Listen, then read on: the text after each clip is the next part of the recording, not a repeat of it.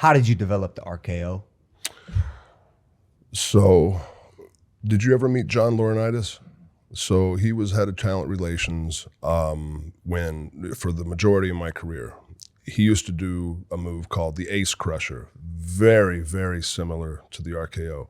Diamond Dallas Page, who I'm sure you're familiar with, he did the Diamond Cutter. Both those moves inspired me, and in one way or another, for me to come up with the RKO. And essentially what it was is I blew my shoulders out early in my career. I've had 3 shoulder operations. So if you can go back, and very rarely will you ever see me pick a guy up. Like, if you look in the last 10 years, other than like a Rey Mysterio or a Dom, I don't pick guys up. I don't do power moves. I don't. It's like a mobility thing? Yeah, it's just me because I don't need to do it. Okay.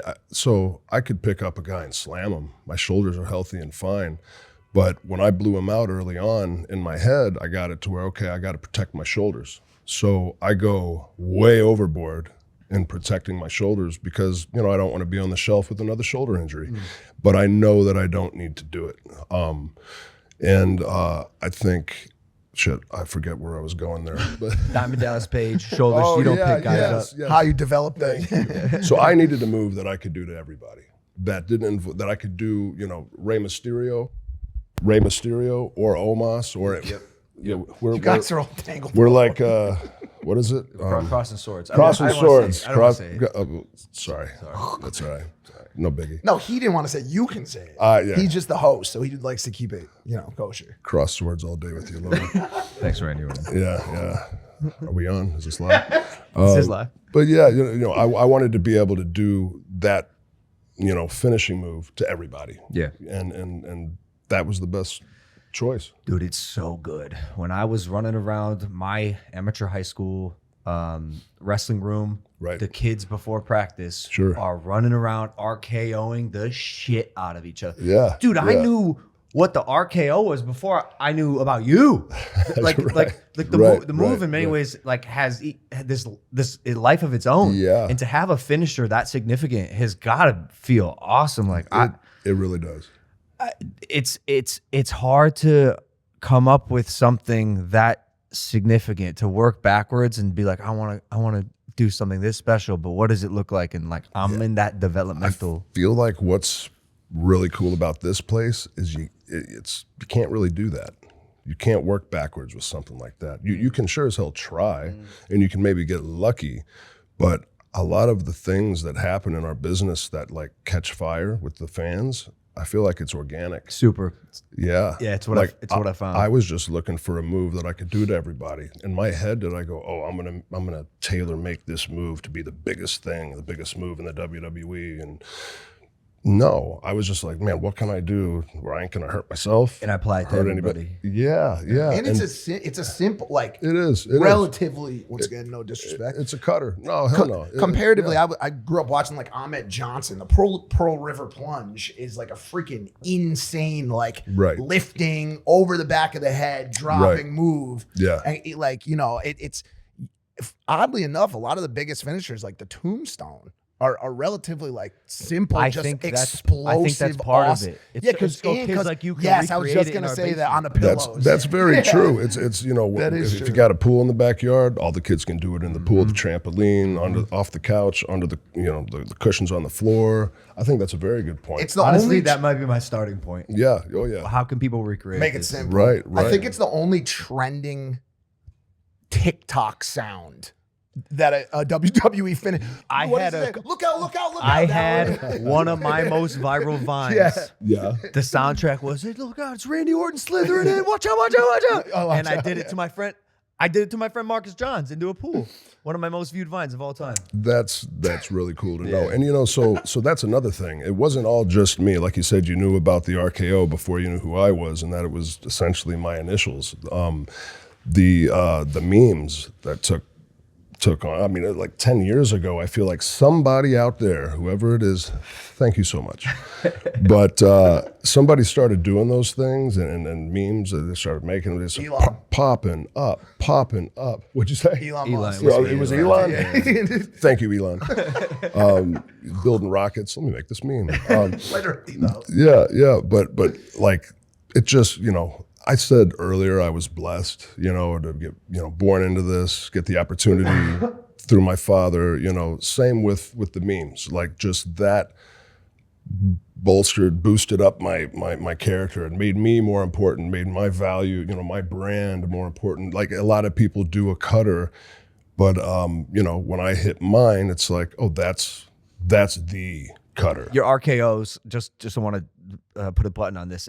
Some of them are incredible. You did one at War Games against the bobblehead guy. Oh yeah, JD. Yeah, JD. Sorry, bro. No, he knows. I just met him Saturday in Chicago, and he was very well aware that he had a large head. Yeah, he knew. It's some people are just built like that. Anyway, right. And then the one built different. Built different. Built different, brother. You're built different. Yeah. The one Seth Rollins. That was one of the coolest ones. It's got to be one of your favorites. Yeah, where he stepped on your back. It's up there. Yeah. And I can't. So when it comes to the timing, I'll take the credit on that. But when it comes to getting there, I got to give all that credit to Seth. I gave him a base to jump off of, but he had to run towards me, redirect, go straight up off the back, and give me enough hang time, give himself enough hang time, I should say, for me to go from being bent way the fuck over to getting out from underneath, seeing him and dropping. And if he would have been just a little off, the whole move would have not went down, or if it went down, it wouldn't have been pretty, and it would have been on me. I would have took the criticism on that. So I got to give guys like Seth and all the other guys that have done the springboards in where I catch them, and even JD, bobblehead JD. It was great. I watch that move a lot with JD, and even just the way he just flat stomach bumped is insane from the top of the cage. Right. Yeah. I've never been able to, never will be able to do that. For sure. Does anybody ever ask you to RKO him in public places? Like yeah, all the time. Oh boy. He said, while we were walking up here, he's like, I want Randy to RKO me. We should, do these cushions come off? We could make a little area in the corner over there.